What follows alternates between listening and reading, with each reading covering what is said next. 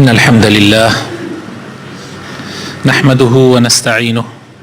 ونستغفره ونستهديه ونعوذ بالله من شرور أنفسنا ومن سيئات أعمالنا. من يهده الله فلا مضل له ومن يضلل فلا هادي له، وأشهد أن لا إله إلا الله وحده لا شريك له، وأشهد أن محمدا عبده ورسوله. يا أيها الذين آمنوا اتقوا الله حق تقاته ولا تموتن إلا وأنتم مسلمون. أما بعد، فإن أصدق الكلام كتاب الله، وخير الهدي هدي محمد صلى الله عليه وسلم، وشر الأمور محدثاتها، وكل محدثة بدعة، وكل بدعة ضلالة، وكل ضلالة في النار. برایانی بەڕێز، خوشکانی بەڕێز، لە وتاری ئەمڕۆمانە باسی یەکێکی تر لەو نەخۆشیانە ئەکەین کە دا لە دڵی ئینسانەکان، نەخۆشیەک کە بەڕاستی لە گەورەترین نەخۆشیەکانە، ئەدا لە دڵی زۆرێک لە خەڵکیاتدایە، لە دڵی زۆرێک لە خەڵکی و بە خۆیشی نازانێت. ئەویش ئەوەیە کە خۆشویستن لەبەر خاتری غەیری خوا. خۆشەویستی لەو ڕۆژەوە کە خوای تەعالا مرۆڤایەتی دروست کردووە، لەگەڵ تەبیعەتی مرۆڤەکانە خوای تەعالا خۆشەویستی داناوە. ئادەم عەلەیهی سەلام خێزانەکەی خۆی خۆشویستووە، کوڕە چاکەکەی خۆی خۆشویستووە، هەتا ئەو ڕۆژەی کە مرۆڤ ئەمێنێ لەسەر زەویە، دنیا بوونی ئەمێنێ، خۆشەویستیش لەسەر زەویە ئەمێنێ. بەڵام خۆشەویستی دوو جۆری هەیە بەڕێزان. خۆشەویستیەک لەبەر خاتری خوای پەروەردگار، لەبەر خاتری ئەو خوایەی کە هەموو شتێکی بە مرۆڤ بەخشیوە، بگرە خۆشی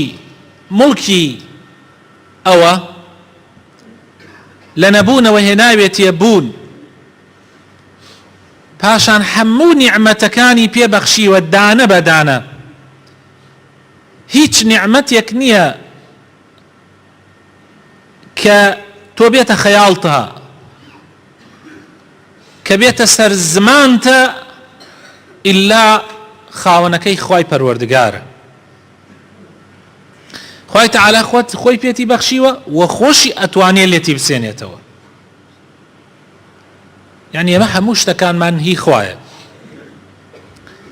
بۆیە شایستەترین کەس، شایستەترین زات کە ئێمە هەموو کارەکانمان، هەموو کردارەکانمان، هەموو کردەوەکانی دڵیشمان بۆی ئەنجام بدەین ڕەب العالەمینە. قل إن صلاتي ونسكي ومحياي ومماتي لله رب العالمين لا شريك له وبذلك أمرت. بڵێ ئەی محەممەد صلى الله عليه وسلم، من نوێژم، دروشمەکانی حەجم، هەموو جۆرەکانی عیبادەتکردنم، تەنانەت ژیانم و مردنیشم، هەمووی بۆ خوای پەروەردگارە، هەمووی بۆ خوای پەروەردگاری جیهانیانە، هیچ هاوبەشێکی نییە، و بەو شێوەش ئەمرم پێکراوە. و لەزەتی شتەکانیش خۆشەویستەکانم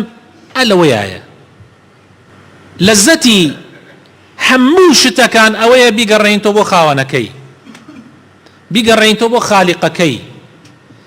کاتێک گەڕانتەوە بۆ خوا چێژی تایبەتی هەیە، لەزەتی تایبەتی هەیە، بەس کاتێ لە خوا داد بڕی خوا پەنامان بدە. کاتێ لە خوا داد بڕی هیچ لەزەتێکی نامێنێ. وەڵڵاهی برا بەڕێزەکەم، بۆیە خۆشەویستیش کە عیبادەتێکی گەورەیە لە عیبادەتەکان، پەرستشێکی گەورەیە لە پەرستشەکان. یعنی عجایبتان دێ کە ئەڵێم خۆشەویستی عیبادەتە. بەڵێ ئەرە وەڵڵاهی خۆشەویستی عیبادەتە برا بەڕێزەکان. لە قورئانە و لە حەدیثی پێغەمبەرە صلی الله عليه وسلم ئاماژەی پێکراوە. خۆشەویستی لە عیبادەتە گەورەکانە، لەو عیبادەتانەیە کە ئینسانی پێ کافر ئەبێ و پێ مسلمان ئەبێ. ئەم عیبادەتە گەورەیە ئەگەر بۆ خوا ئەنجام بدرێ و لەبەر خاتری خوا بێ، ئیترەوە تاموچێژەکەی قەت تەواو نابێ و بەردەوامیش ئەبێ، لە پاش ئەم ژیانەیش هەر بەردەوام ئەبێ.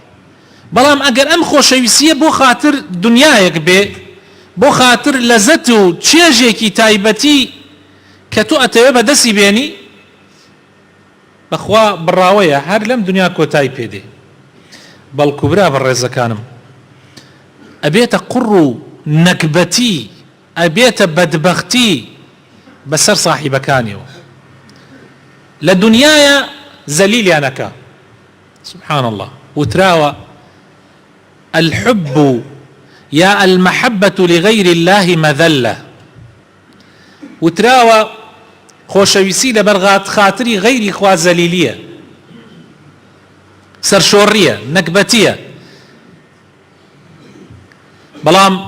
خۆشەویستی لەبەر خاتری خوای تەعالا سەربەرزیە، عیبادەتە، وەکو نوێژ وایە، وەکو ڕۆژوو وایە،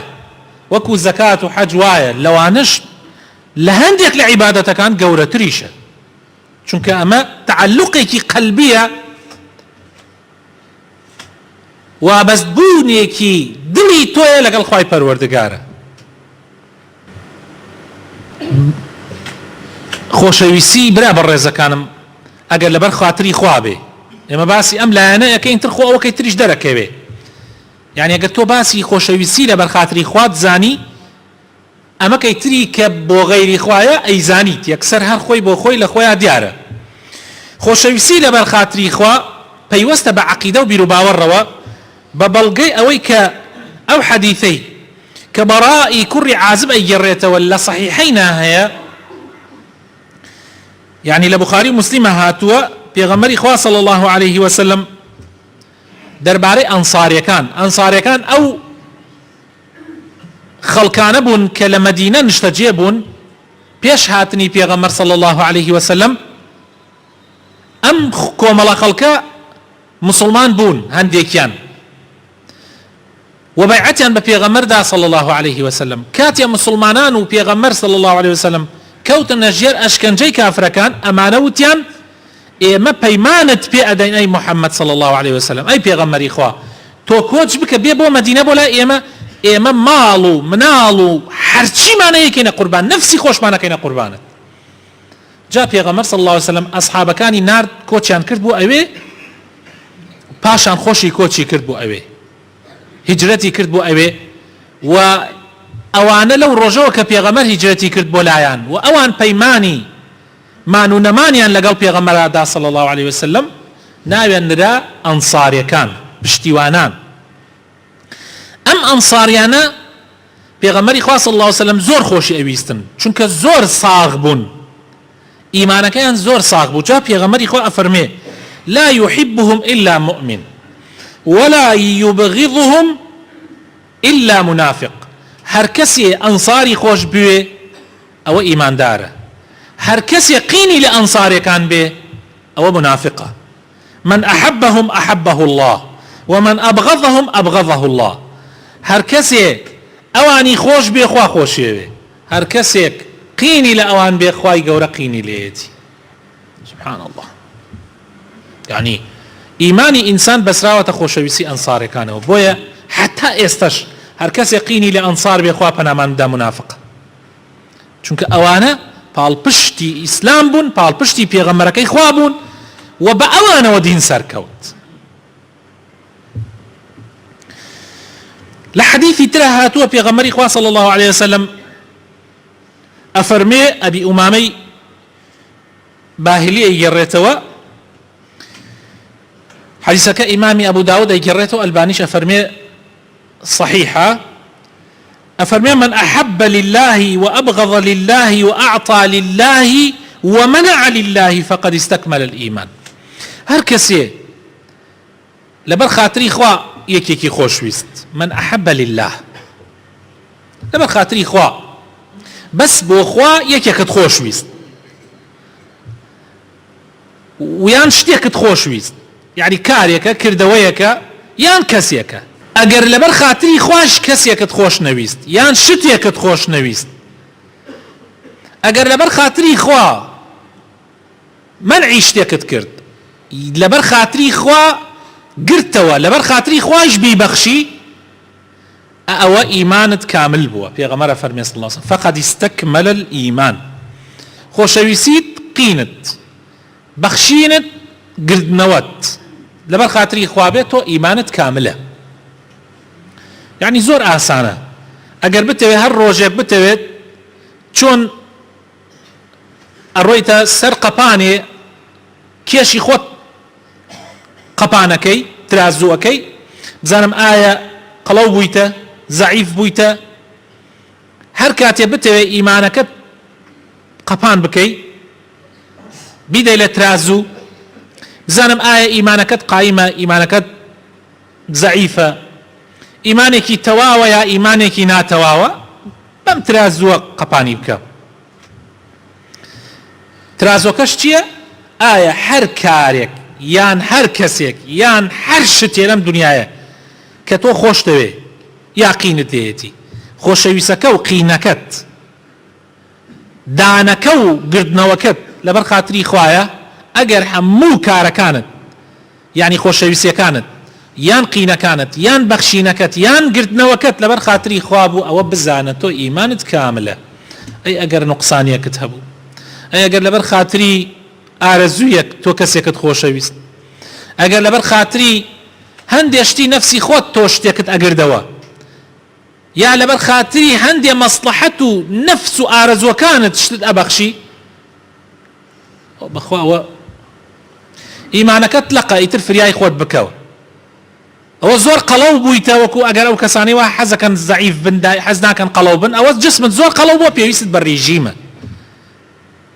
چونك لقبانك دركتو قلو بويتا چند كيلو زيادة كردوا فرياي خود بكوا عينا لمشى دركوت نقصاني ايمانت هي دركوت ايمانك لقى فريايك وشاكيك رقاي بهشت بم خوشويسيوية بيغمري خوشويسمان صلى الله عليه وسلم لو حديثيك امامي مسلم اي جريتو فرمي لا تدخلون الجنة حتى تؤمنوا ناتشنا بهشتو تا ايمان نهيرا ولا تؤمنوا حتى تحابوا ايمانشتان نية ايمانش ناهينا حتى يكتان خوشنا مسلمانا سبحان الله يعني بهشت بإيمان وبسريا أي إيمان بتشي وبسريا بخوشويسي نيواني إيوه بسراوه بوي كمنو تو يكمان خوش بي منو تو مسلمانين علامتي إسلامتي كمان مزقوته هر كسيك هاد بو مزقوت شايتي كمسلمانة من لدل ما يستبران بربهر يكتان تشتيكم هيا قينيكم هيا اجر لبر خاطري خوا مثلا من لشتيك على تو الرب بس لبر خوا على تو الرب يتم يعني لبر خاطري نفسي خو نبي لبر خاطري خوا بي او يعني ناشرعينيه مثلا تو كاريك كي كاركت ناشرعيه من لبر خاطري او كارك تو زي غلطواتك شويتم قين مالك كاركت لخوتنا بس خوتم خوش تو مسلماني برامي قين مليتنيه خوشتم اوي او دليل ايمانه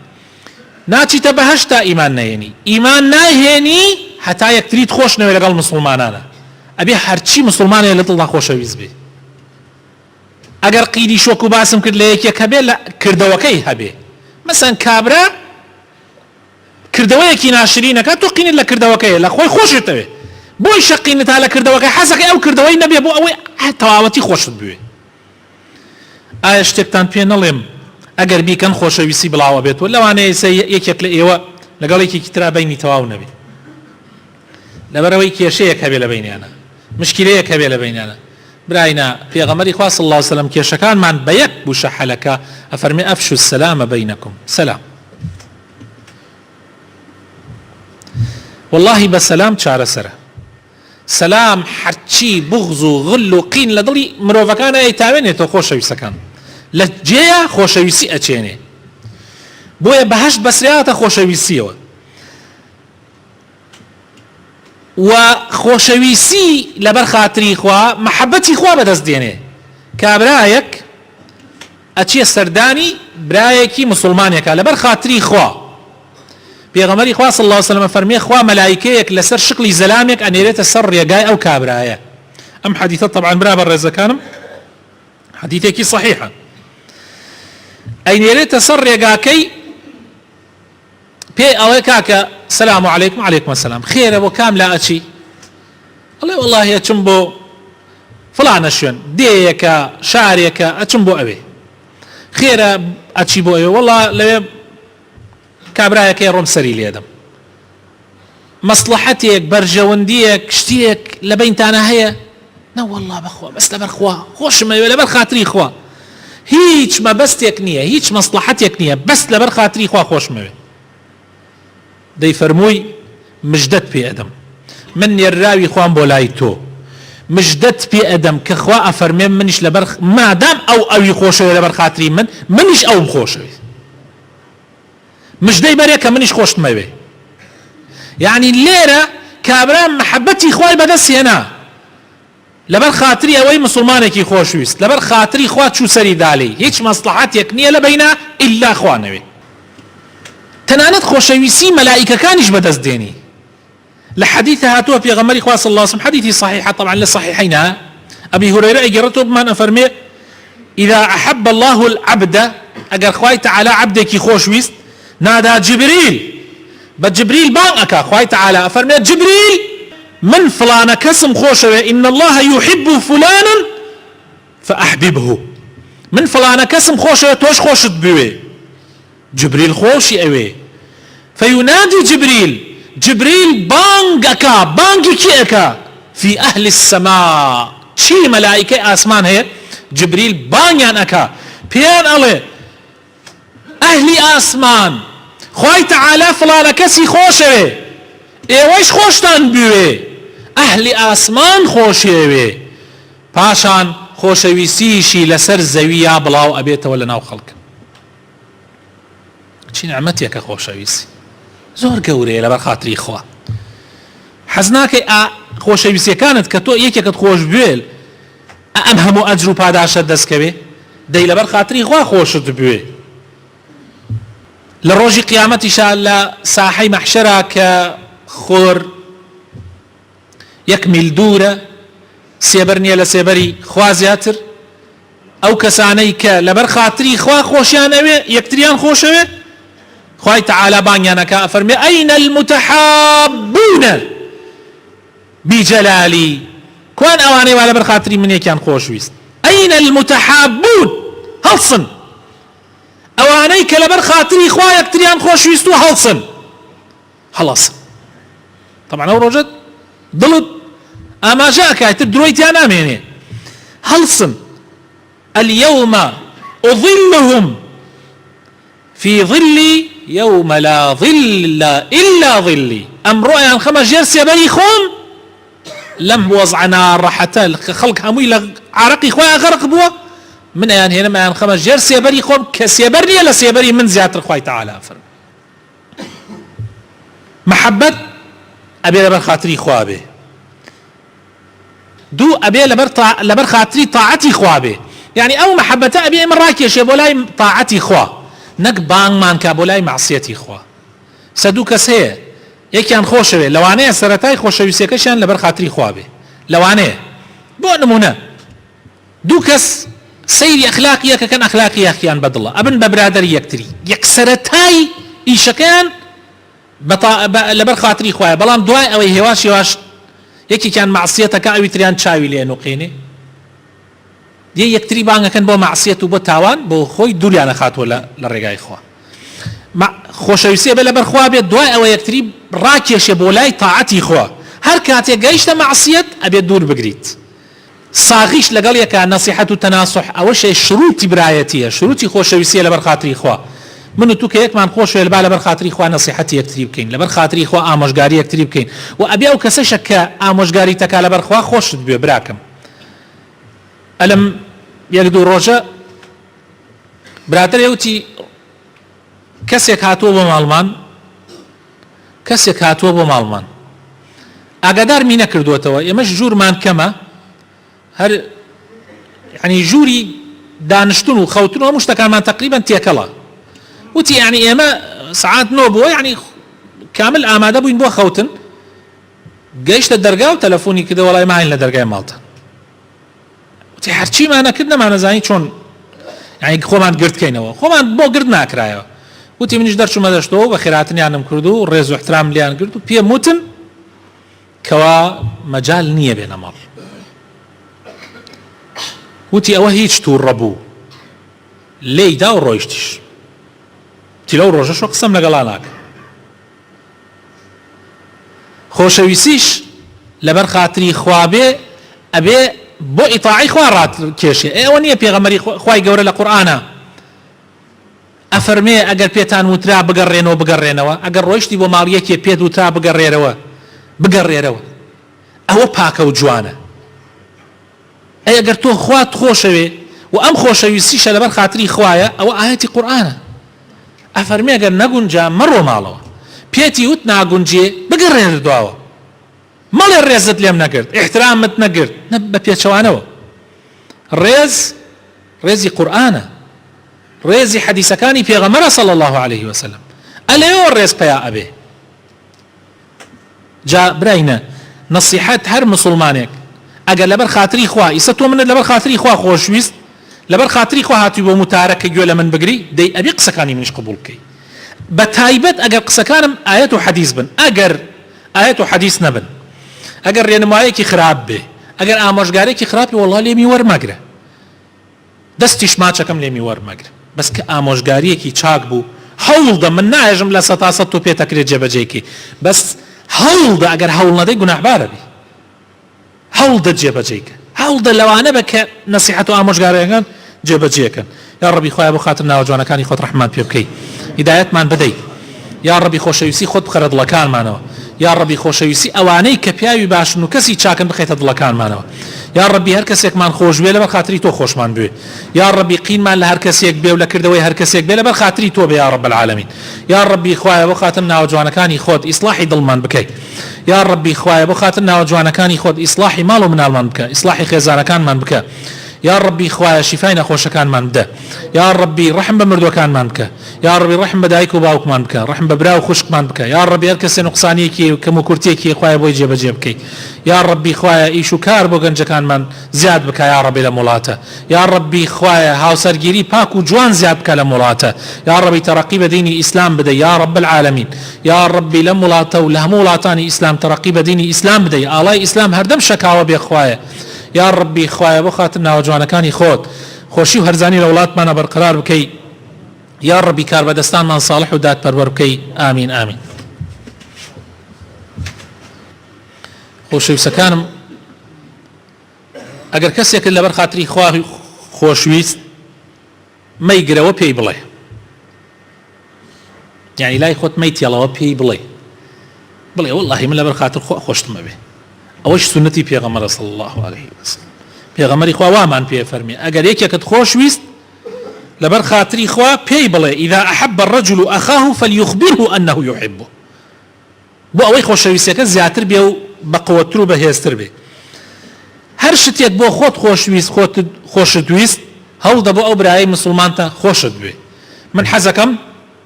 بەرزترین پلەکانی دنیا و قیامەتم دەستکەوێ ئەبێ بۆ تۆش پێم خۆش بێ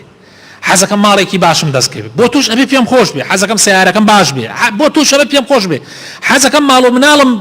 هەر یەکێ بگاتە نەسیبی خۆی ئەبێ بۆ توش پێم خۆش بێ ئەمەیە موجتەمە ئەپارێزێ ئەمەیە کۆمەلگا ئەپارێزێ بەڵام ئەگەر من حەسوودیم بە تۆ برد قینم لێ تەڵەگرت هەرچی بۆ خۆم ئەویست حەزمە کرد تۆ دەست نەکەوێ ئەمە طبعا حەسادەت ڕۆدا جادوبازی ڕۆدا خراپەکاری ڕۆدا چاوپیسی ڕۆدا هەموو خراپەیەک لە دوای ئەمەیە هەدیەدان لە مناسباتە ئەگەر کرابۆتان بە پێی ئیمکان نەک ئینسان زەخت لە خۆی بکە. پێغەمبەری خوا صلی الله علیه وسلم فەرمێ تەهادوا تەحابوا، ئەگەر یەکێکت خۆش ویست هەدیەیەکی پێ بدە، مرجش نییە هەموو کاتی هەموو هەدیەیەک. من عەرزم کردن زۆر جار، یعنی جاری وا بووە هەدیەکە زۆر زۆر بەسیط بووە، زۆر بەسیط بووە، بەڵام کاریگەرێکی زۆری لە دڵم هەبووە. ئێوەی شەڕوا بیری لێ بکەنەوە، چەند کەس توانێتی بە هەدیەیە خۆشەویستی خۆی پاتە دڵتۆ، هەدیەیەکی بەسیط. بڵاوکردنەوەی سەلام زۆر گرنگە خۆشەویستەکانم، سەردانی یەکتری ئەمان هەوڵدەین با بە قەدەری توانا سەردان بمێنێ، على الأقل مناسبەیە، على الأقل مناسبات، هەر مناسبەیەکە بێ هەوڵدە ئیستغلالی بکە بە پێی توانا با سەردان و هاتو چۆکردن بمێنێ، چونکە ئەو هاتو چۆکردنە بەڕاستی کۆمەلگای مسلمان ئەپارێزێ. من ئەگەر سرم لە تۆدا تۆ سرت لە مندا حاڵ و وەزعی یەکتری ئەزانین. زەلام وا هەیە لە دەرەوە کەلپەلەکەی جوانە، ظاهیر قەباغەکەی لە دەرەوە جوانە، بەڵام لە ناوە فەقیرە حاڵی زۆر خراپە. وەلەو مسلمانانەشە کە لە ڕووی نایە لای کەس باسی کات، تۆش زەکاتت هەیە و دراوسێیت، هاتو چۆی ناکەی پێی نازانی، زۆر گوناحبارە بی لای خوا. هەوڵدەین خۆشەویستیەکەمان برا بەڕێزەکانم بە تەوقەکردنمانە دیار بێ، هەر بە تەوقەکردنە. پێغەمبەری خوا صلی الله علیه وسلم فەرمی هەر دوو مسلمان ئەگەر دەستیان خستە ناو دەست یەکتری حتا دەست دەرنەکەن گوناحە وەرێ لە دەستیان، هەر بە تەوقەیە با دەرکەوێ من و تۆ یەکتریمان خۆشگەرەکە، بە گەرمی تەوقەکانمانە، بە گەرمی باوش پێکردنەکەمانە، بە گەرمی سەلامکردنەکەمانە. کاتێکی بۆ خوای گەورە لە قورئانە فەرمێگەرێکی سەلامی لێکردن وإذا حييتم بتحية فحيوا بأحسن منها أو مثلها. ئەفەرمێ مسلمانی ئەگەر چۆن و باشی لەگەڵا کردی مەرحەبای کردی تۆ زۆر لەو بەگەرمتر. ئێستا یەکێک دایە ئەوێ وتی سەلام عەلەیکم، تۆ وەڵێ سەلام سەر چاو، خوا ئەوەی پێخۆش نییە، خوا ئاەتی لە قورئاندا بەزاندە ئەفەرمێ نابێ وابێ. ئەگەر وتی سەلام عەلەیکم تۆ بڵێ وعەلەیکم السەلام ورەحمەة الله، ئەوە بە گەرمی. کابرا ئەگەر دەستێکی ئاوا بەرز کردەوە تو دوو جار دەستی بۆ بەرز کەرەوە،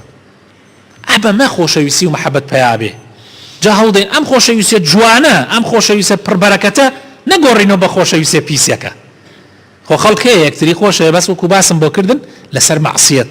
لەبەر خاتری خوا نییە، لەبەر خاتر حیزبایەتیە. کابرا گیانێک حیزبن برادەریەکن، بەس دوایی حیزب کێشە کەوتە بەیناتنەوە نە دوژمنی یەکتری. کچ و کوڕێکە جاری وایە یەکتریان خۆشەوێ شێوازێکی ناشەرعی. ئیتر باس ئیتر خۆشەویستی ناشەرعی کە منە باس ئەمەم کرد ئەمە دیارە، هەمووی دیارە، ئەتوانین لە یەک جای کەینەوە. خوای گەورە ئیسلاحی هەموو لایەکمان بکە.